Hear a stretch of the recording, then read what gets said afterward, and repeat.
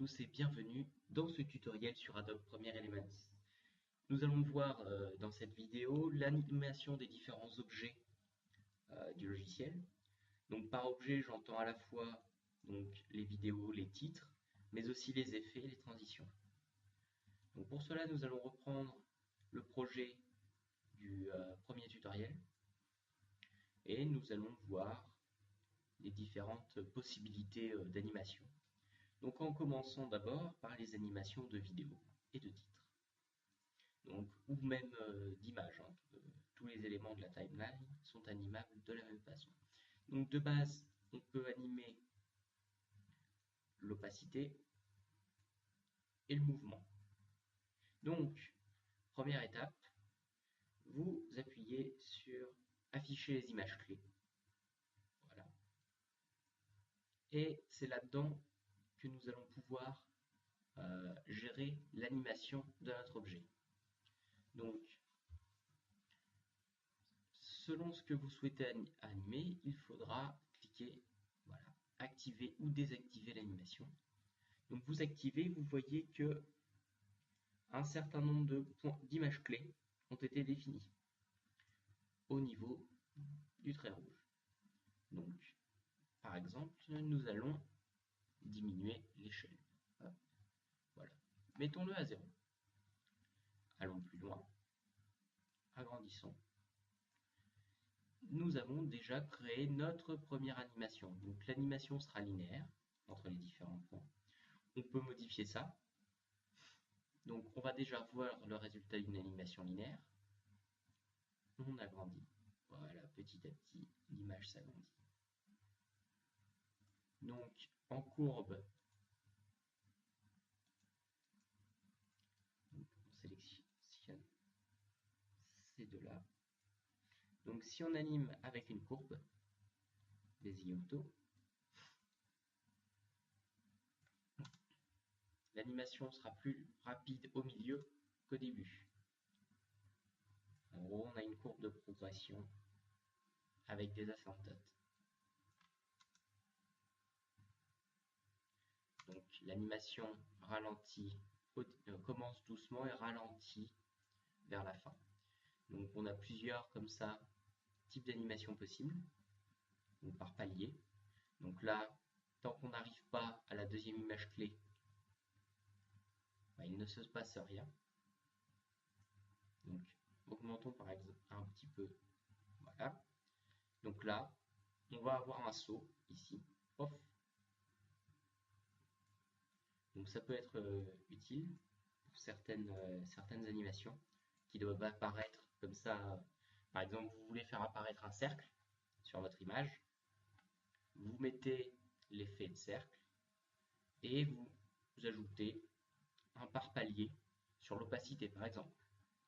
Donc voilà, on va prendre cet exemple là qui est plutôt pas mal. Donc pour ajouter une image clé, soit vous modifiez, mais si vous ne voulez pas modifier, vous vous placez à l'endroit que, par exemple, je veux une opacité de 100 à ce moment-là. Je viens sur le petit bouton ajouter ou supprimer une image clé. J'ajoute une image clé. Ici, je diminue l'image clé, s'insère d'elle-même. Donc ici, on voit que l'opacité augmente progressivement, mais nous, on a décidé d'avoir un par palier. Et donc, pof, l'image apparaît d'un seul coup.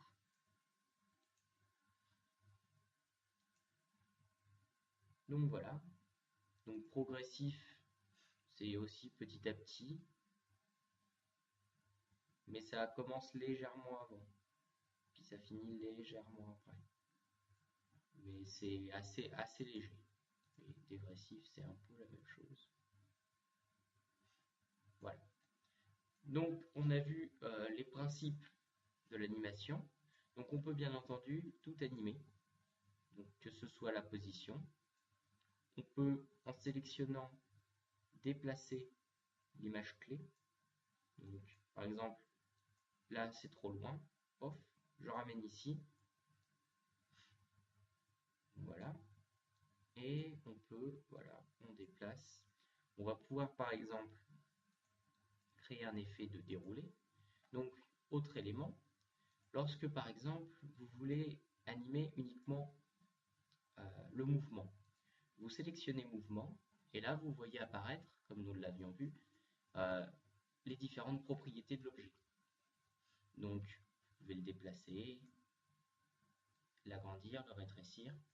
Et ici, vous voyez que le chemin s'affiche en blanc. Donc, un point que nous allons pouvoir voir, ce sont ici, vous pouvez gérer, voilà, en sélectionnant donc, les éléments qui ressortent du point clé.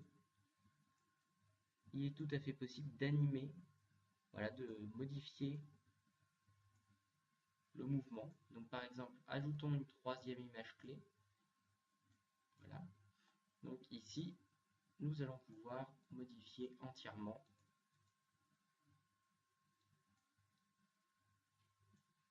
le mouvement. Voilà. Pour créer vraiment quelque chose. Voilà, l'animation va être un peu spéciale. Pardon. Donc là, je vais supprimer les images clés de l'opacité. Pareil pour l'échelle. Je sélectionne, je supprime. Et donc, normalement,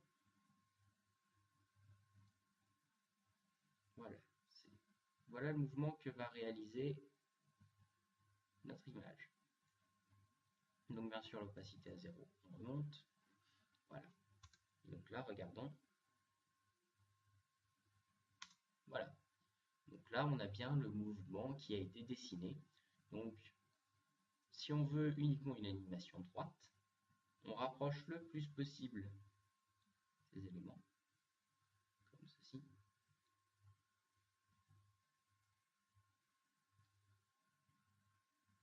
Voilà. Et donc là, nous avons une animation qui est droite.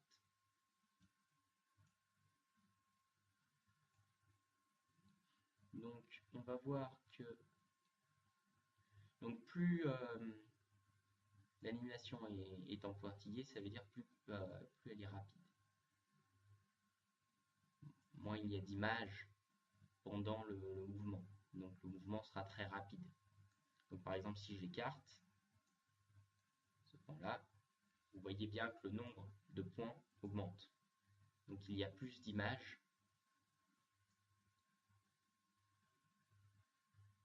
Voilà. Donc là, par exemple, nous allons mettre en courbe Bézier, interpolation temporelle. Donc un Bézier continu. Et donc là, vous voyez, le démarrage est lent. Hop, arrivé au point clé, et ça va ralentir à la fin de l'animation. Voilà. Donc là, vous voyez bien qu'on arrive doucement avant de se stabiliser. Là, on démarre doucement. Là, ça prend de la vitesse et on ralentit. Pour certains styles d'animation, ça peut être très utile. Donc maintenant, nous allons pouvoir voir les animations d'effet et de transition. C'est exactement la même chose. Donc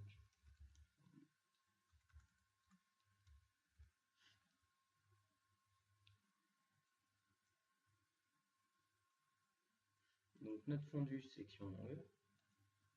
Modifier la transition. Donc ici, l'animation va être un peu différente. Ce que nous allons pouvoir régler, donc toujours à l'aide de la timeline, c'est le nombre d'images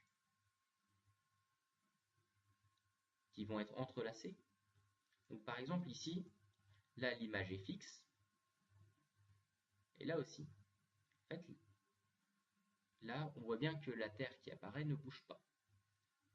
Et ici le logo ne bouge pas non plus.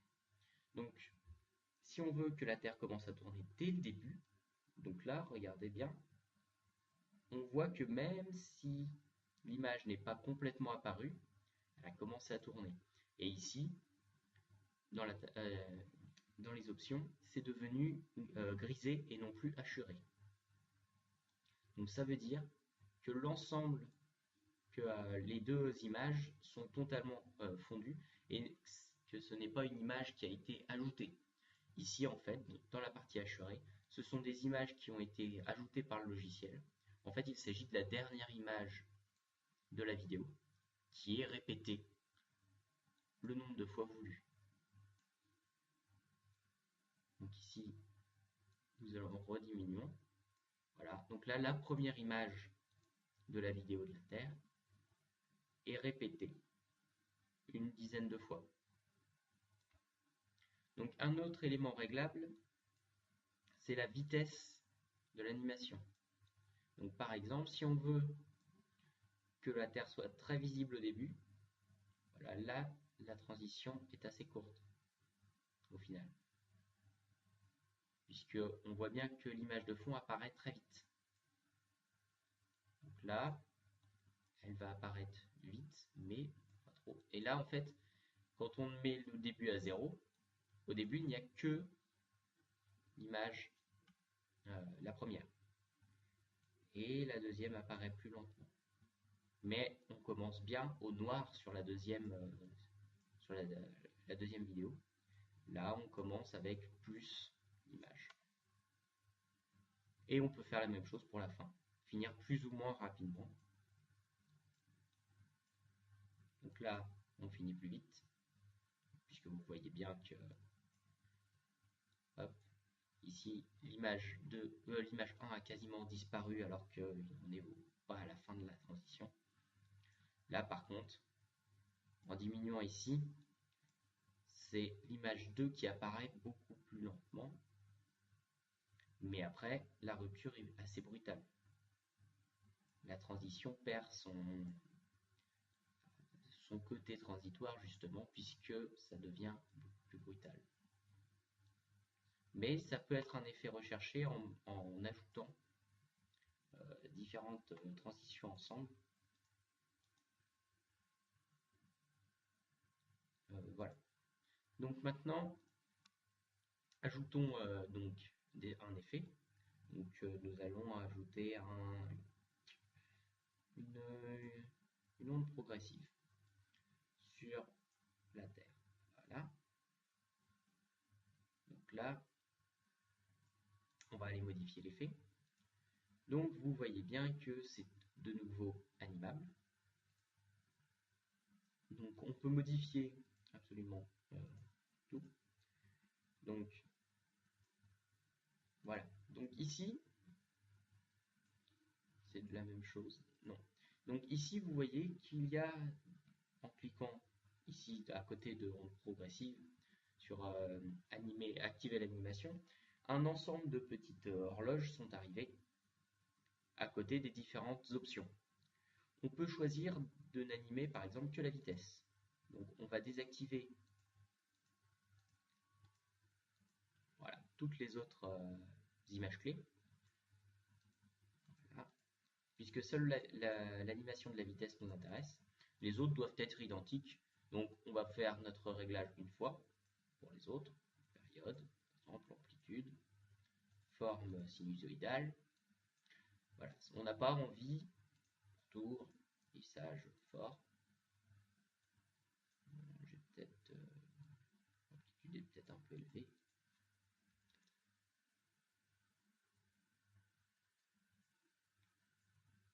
On va mettre un peu plus.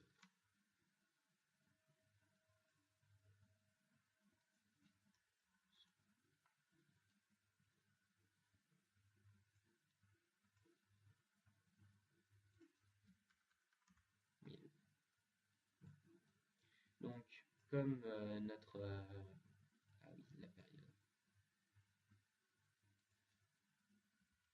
Comme notre animation est identique au niveau de l'amplitude et de la période, par contre, on veut modifier sa vitesse. Donc là, on a activé uniquement l'horloge de la vitesse. Hop. Et là, on peut la modifier à loisir en ajoutant des images clés. Et donc là, le logiciel va calculer une augmentation progressive de la vitesse. Et on peut choisir, par exemple, de n'animer que l'amplitude.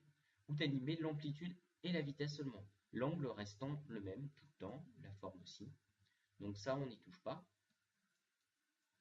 Et donc là, nous avons une animation d'effet. Donc ça peut être utile, par exemple ici, l'image se reforme normalement, progressivement,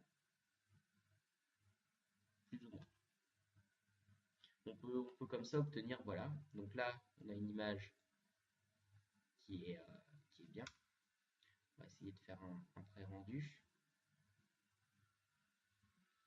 Donc plus on a de pré-rendu, enfin d'effet, plus le pré-rendu est long. Donc là, vous voyez bien que en fait, la barre verte a progressé jusqu'ici. Et ensuite, le logiciel devant calculer l'animation, le temps de pré-rendu augmente fortement. Et il va rediminuer à partir d'ici, puisque il n'y a pas d'animation particulière sur la fin. Donc on est reparti. Ça y est, le pré-rendu est terminé. Donc voyons ce que donne notre animation.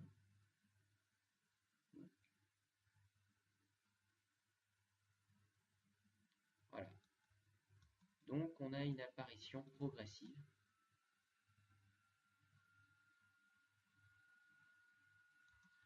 Donc on voit bien à partir d'ici, l'effet peut être sympa à partir de là. Voilà. Quand on voit que la Terre poursuit, voilà, comme ceci, on peut réaliser des choses sympathiques.